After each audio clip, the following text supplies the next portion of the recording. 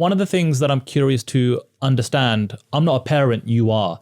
When it comes to smartphones and social media, how do you and your wife handle that with your kids? Because we, I guess, kind of, grew up at the same time where our first, mobile phone, cell phone wasn't a smartphone. You can call and text. That was it. It's a completely different world now. So how do you guys deal with that?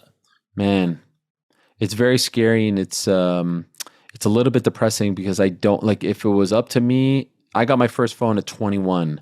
And I would love if we could wait to 21. Obviously, that's not possible in this day and age. And the problem is not so much the rules that we have, it's really the rules that their friends have, right? Because once one kid shows up with an Apple Watch or a phone, like it's kind of game over. So my oldest son is in 5th grade. He's turning 11 next month. And like I sense it coming. I feel it coming. And this worries me. The iPad is their only device at the moment. And even that we try to limit, and there's constant battles about that. And I don't let them go on Twitter or Instagram or TikTok. They have no idea how to use that. The one thing though that I must say like worries me a little bit is they are obviously on YouTube, and that's what they do, right? Like YouTube, like you and I, like we would sit down in front of the TV and it's like, oh, what's on? They don't even know how to do that. They don't even know how to turn on like cable or anything like that. They turn on YouTube. And that's a problem.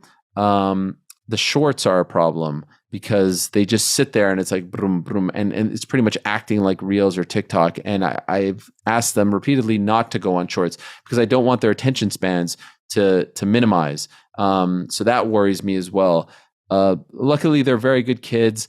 And luckily, right now, they are obsessed with soccer. And so all day I see what's on their thing and it's just soccer highlights. And I could dig that. I'm happy. Like, there was a period where they were watching like this, like kind of wacky, I'm not trying to put them down, but like Mr. Beast like stuff, these pranks and all that. And I didn't love that. But if they're sitting there watching Man City highlights, I can't hate on them. That's pretty awesome. I'm not going to get too mad about that. And they play soccer a lot, so I'm happy about that. But yes, it's very scary, and I worry about bullying and people ganging up and feeling left out of conversations and group chats and Snapchat and all this crap.